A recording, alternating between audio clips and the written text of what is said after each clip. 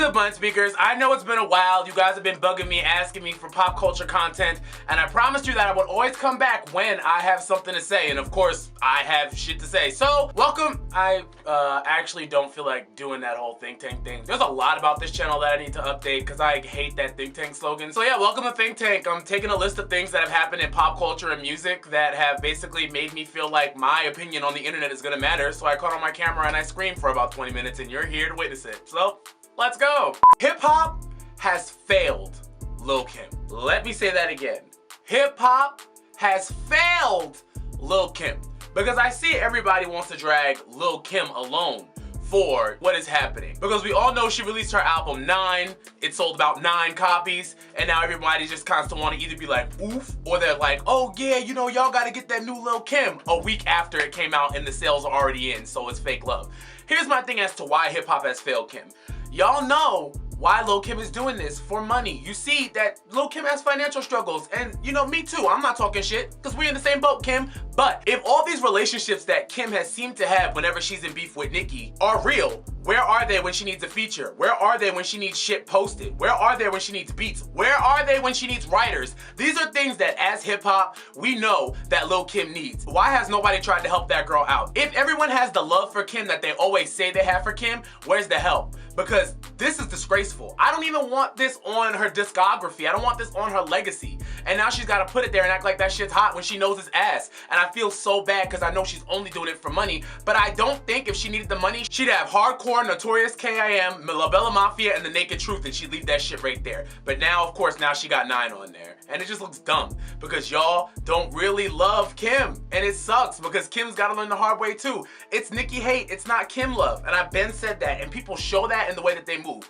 So that really sucks to see. But let me tell you something, Kim. I don't know where you got these bars from, but that first verse of that Found You record with Carisha and OT Genesis, which I'm not gonna read on Kanye's Sunday Service Day. I'm not gonna read that. But I'm gonna put it right here. Kimberly Denise. I remember 2013. I remember the Tumblr era. I remember when we used to listen to music that was like purposefully like unmastered. And I remember when shit that was not really good, but it was just weird, like Natalia Kills and Sky Ferriera or whatever the fuck y'all was listening to back then. I remember all that shit that never happened. But back during blog era, we listened to music that was weird and artsy on purpose because it was seen like you were listening to another experience that wasn't top 40. It was hipster shit. Frank Ocean, because he hasn't released since 2013, thinks it's still 2013. And Frank, I'm here to let you know, I don't know what the fuck that is. What is it, DHL? No. I get that music has become oversimplified and everybody's creating into this can. Everything sounds the same. But at the same time, there has to be a balance. We're not in the moment where we want to listen to those inside of a seashell ass records anymore. I don't know what that was, Frank. I wanted to hear some form of a structure. I mean, it doesn't have to be the same shit. It can't just be verse, chorus, end of song. But like, it's got to be something. It's got to be music. And I don't know what Frank just put out, but that's not audible. It's not. And I know there's tons of y'all who are gonna act like you just don't get it. Maybe not, but as somebody who listened to Nostalgia Ultra and got it then, I don't know what the fuck DHL is. That shit just sounds like it's supposed to be weird. And that's not working anymore. Stop making music that's supposed to be weird. Make music that's supposed to be enjoyed. Because I actually want to hear it for music reasons, not just for like binaural test reasons. I don't know, it's fucking weird. Cut the shit. Something that's been bothering me a lot that I've been meaning to talk about, but I just sometimes don't care to comment on it. Lizzo's not a rapper. And I don't know why y'all are letting her decide that she's a rapper, as if you can't see exactly what's going down. 2 years ago, Lizzo put out a record called Truth Hurts. Lizzo was seen as a pop star. She was a bigger pop star. It was cool. For those of us who knew what was going on, you know how like there's some of us who know what's going on before the locals get ahead of it? Okay, so those of us who know what's going on before the locals get a hold of it, we knew who Lizzo was and who Lizzo was doing, right? We heard Truth Hurts. We said, thank you, girl. Best of luck on the song. We're all gonna buy it. Like, we didn't give a fuck. It was cute, but whatever. Then all of a sudden, she signs to Atlantic. They plug it into whatever machine they plug all their shit into, and it fires off and it becomes a hit, as if we didn't hear it 2 years ago. And we're supposed to act like she didn't go to the Wizard of Oz and place a wish. We know what the fuck happened. So now all of a sudden, after all these years of all of us knowing Lizzo and never knowing her of having a bar of spitting a 16, a 12, a 8, a nothing, no bars, Lizzo is all of a sudden a rapper. I just took a DNA test and the results say I'm 100% that bitch is not a rap bar. It's not. Whatever you do, sis, keep it cute, sis, leave that beef and shit at Roof Chris and end up toothless, that's a rap bar. So, and Cardi didn't even write that, but it's hers. Lizzo, you're not a rapper, and I know what she's doing it. She's only doing it for stats and because Atlantic is becoming predatory over this female rap bag because they want it and they're getting it, and because the optics she knows she can play with because she knows that her fans are not hip-hop fans and they don't know better. So if they see a black lady with a microphone, they're gonna go, sure, you're a rapper, that's cool. Meanwhile, Kesha literally did not say, wake up in the morning feeling like P. Diddy, got my glasses, I'm out the door, I'm gonna hit this city, for now you to act like you have the #1 female rap song of all time, Lizzo. No. TikTok was way more of a rap song and nobody ever decided that TikTok was like a queen bitch.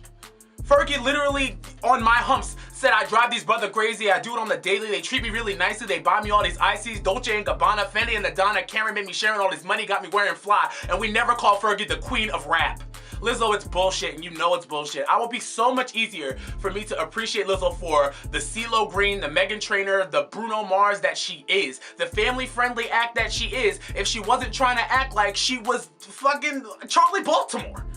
You're not a rapper, girl. Not with the same fucking fans as One Direction, I know you're not. No, the fuck you're not. Lizzo is so positive that you can't say that without being seen as a hater. And my thing is, I'm not hating on the girl. She's just wrong, and she knows she's being wrong. So if I'm seen as a hater, I mean, I don't really give a fuck what anybody sees me as, to be honest. You could look me dead in my face and say you're a horse, and I say cute, stream brat mail. Like, what do you want me to tell you? All I'm telling you is that Lizzo's not a rapper, and y'all need to stop letting her force that narrative in y'all little interviews and all this other shit. That's my thing is with hip-hop media. They'll do anything for clicks and to keep the business running, but no one's gonna step up and tell her, girl, you're not a rapper. Ebro can look Sweetie in her face and tell her bars are trash, but can't look Cardi in her face and tell her that she doesn't write hers. And nobody can look Lizzo in her face and tell her that she's not a rapper. This shit is just garbage, man. That's part of the reason why media is getting on my nerves, because the game is just so nasty. But we're gonna back out of that and just say, Lizzo, cut the shit. It's fucking stupid. Your songs are cute for who listens to them, but you're not a rapper. You just want your place in history, so earn it. And stop using clever language and optics and lexicon to earn a place in history. Just earn one. I guarantee you, you're so talented, you'll get one for what you actually do. But you will never do a cypher, so stop calling yourself a rapper. It's dumb. Switching gears off of something that made me angry, let's talk about something that made me very, very proud. Let's talk about Tinashe. And let's talk about Die a little bit. Because, okay, here's the thing. We've been following Tinashe's career on this channel for a little while. If you've been here for a couple years, we've been going through it with Miss Nashe. And finally, she got off of RCA. She got off of the pop division of RCA. It's important to distinguish that Tinashe was not signed to the SZA, the Khalid RCA. She was signed to the pop division of RCA, which is why we kept getting music that didn't compute like Player and Flame when we wanted more music like Ghetto Boy and like 2-1 and other shit. They were just trying to force her pop appeal and her pop ability to be more than what she was given at the time, and they didn't know what to do with the girl that they wanted to be an Ariana Grande, but she possesses a depth. But Tinashe is kind of like, she's like the egg from Dragon Tales. It's like, it just looks like an egg, but inside is just like this whole land of just possibility and stuff. But Tinashe, the struggle has always been to make it actually appear substantive and not just look like Tinashe is in a basement smoking weed in a schoolgirl outfit because she's bad, because she's young, but she's living life on the edge. Tinashe's like 26 now, so that whole concept of I'm such a bad girl because I'm smoking weed in a basement, baby, you can smoke weed whenever you want, you're 26. So you're not being bad, it's not house party vibes anymore. But let's talk about Die a little bit. I'm so proud. And part of the reason why I'm so proud is because to see an artist decide that they're gonna take 100% control, you see how easily all the things fall into place. How she's able to have a single where she can sing, but she can also feel comfortable being edgy. She can also dance during the video. Like, it's fully Tinashe because her hands are all over it. Everything about it is great, man. The video, of course, is fire because Tinashe can dance. She has the visuals on deck. I just want to see her move away from that whole, like, look at me, I'm somewhere in an abandoned warehouse dancing and smoking crack. It's a little bit redundant for the Tinashe thing, but I get she likes that, but it's time to move on. We're not in 2013. As far as the song, I was very happy because this is deep house. I remember when I was a kid and I first heard, what's that song? Not So Excited, All Night Don't Stop by Janet Jackson. It's kind of like you're in the bathroom at a house party and you're listening to the music from inside the bathroom. It's like muffled. I love that because it just consolidates the beat and then it draws the line between Afrobeat and house and other black forms of music that we introduced that they tried to take from us. So I just love it completely. My only gripe Miss Banks, she did a great job. She's great. However, I know the Banks that was supposed to be on this record, and it's Azalea Banks. But I also get TINASHE'S independent, and she has too much writing on this for a variable like Azalea Banks, so I completely understand. But TINASHE, I'm so happy, and I can't wait to hear. I think the album's called Songs for You. So she's recorded all this, and she's getting it together. Give us the project, TINASHE. Just tell us who you are. Don't show us, just tell us, just be it. And we're gonna ingest it, because none of it looks forced. I'm in. Team TINASHE, man. You know what? Somebody that has been on my radar for a couple years. I remember when I was in college, I used to listen to So High by Doja Cat. And then I remember going to her SoundCloud. Her music was always weird. It was always cartoony. It was always memey, but it was nice. Like, she had a couple songs where I was like, she's kind of bopping. But the Doja Cat that stands in front of me is ready for way more than I think we're ready to give her. Because I don't know when this happened, but her video for Rules, it's a top 5 video of the year for me. And I'm kind of like, how and when did that happen? So I dissected it. So let me give it to you, because she also put out the song and video at the same time, so you couldn't pick them apart. You had to love the song because you love the videos. And these girls are pop stars now. Rap is now pop. So when I say these girls are pop stars, I mean Britney Spears was the biggest singer in the world without being the best singer in the world, because pop means an overall encompassing of stardom.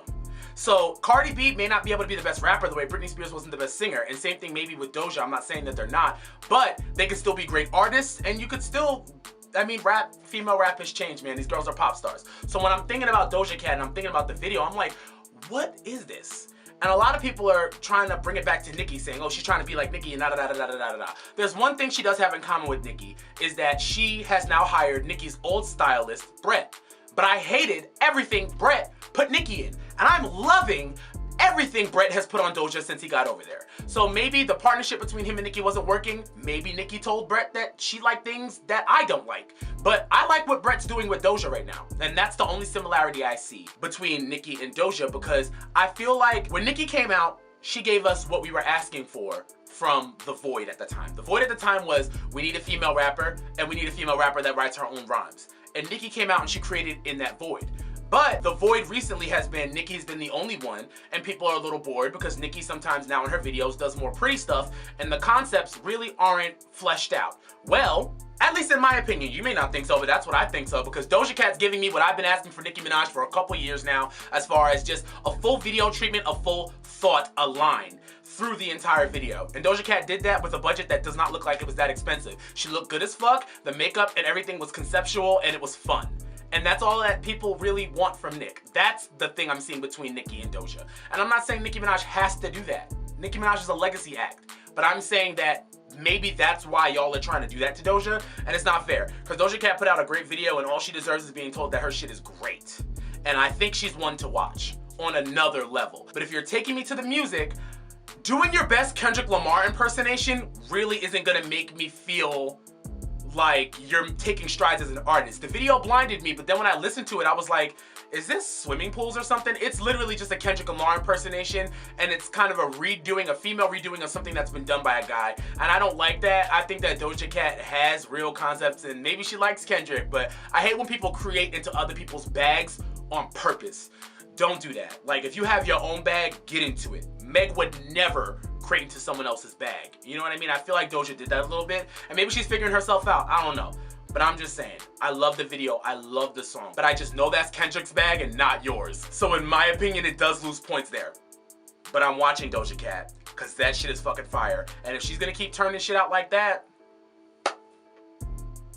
y'all all gonna be pissed that you've been fighting, and the girl that's been in the corner playing in hard front wigs is gonna be the one that fucking wins. That's what's gonna be really sad. A couple weeks ago, Summer Walker released her debut album. I don't know if it's her debut album. Everybody's album is a debut album. Every time they come out, y'all act like it's the first album. I don't know what that is. But Summer Walker released a new album. It's called Over It, and now y'all are surprised that she's over it. And I think it's really stupid. And here's my thing. I said the same thing about Normani. I did this when it was SZA.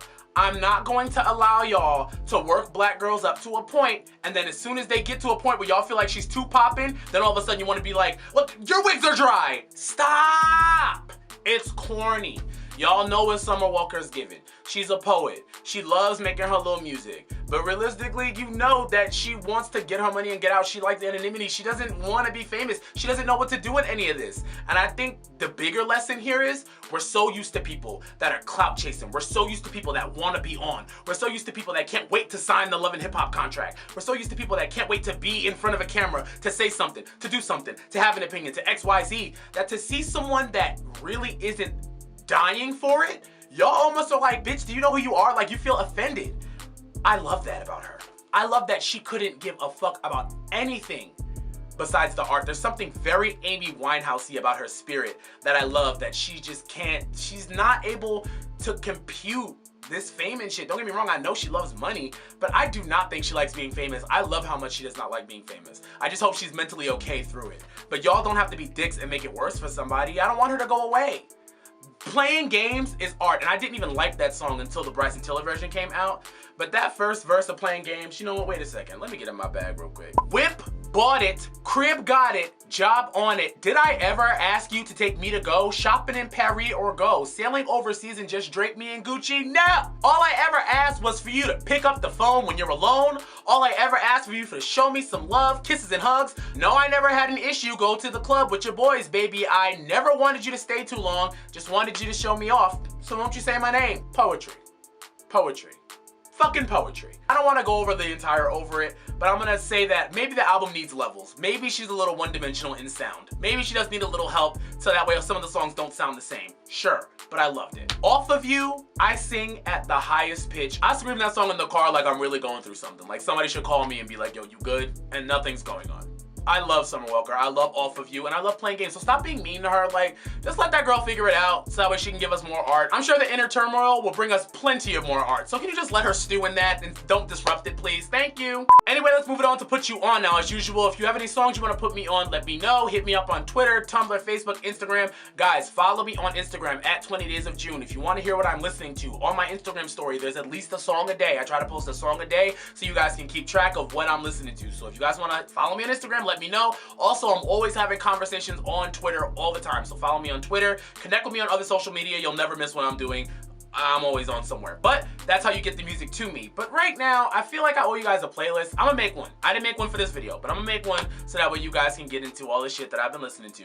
But right now, I want to talk about Love, Her Fault by Wale and Bryson Tiller. Because I love that song. It's a really nice song, man. Wale had some good songs on his last album. I know a lot of people don't care. And once you're introduced to the public, once people don't care, it's hard to make them care unless you have like a hit. So I feel bad for Wale not doing as well as he feels like he should, but that doesn't mean he shouldn't be proud of his art, because I like his album, man. It went into my playlist where it went. It's not the most memorable, but it's nice. So I'm gonna put y'all on Love, Her Fault with Bryson Tiller. Also, She Like I Like by Young M.A, which is another album that went underneath the radar, which I'm going to talk about the Young M.A album because I really love that album, and it doesn't make any sense for people. Once again, y'all love Young M.A on the TL, but nobody's really supporting, and it's bullshit. Once again, another artist who I think is independent that needs help, and y'all are nowhere to be found. And then I'm gonna go LA by Melli. You know, I felt weird about Melli for a little while, and I still feel weird about Melli, but when she hits for me. So I really like this kind of loft music. LA, it's like you have a loft in LA or some shit. It's awesome. So I'm gonna go with LA, Melli, but I have tons more music to put you guys on. I will come back, I will have a playlist. This is a promise, so I'm not gonna break it because you guys will fuck me up if I do, so it's fine. So you guys can find those songs in the description box below. Don't forget to follow me on those social medias. Also, don't forget to hit up my Teespring. I have merch options there. And also don't forget to hit up my Patreon because I'm coming up with another What Is Life this week. So lots of things happening.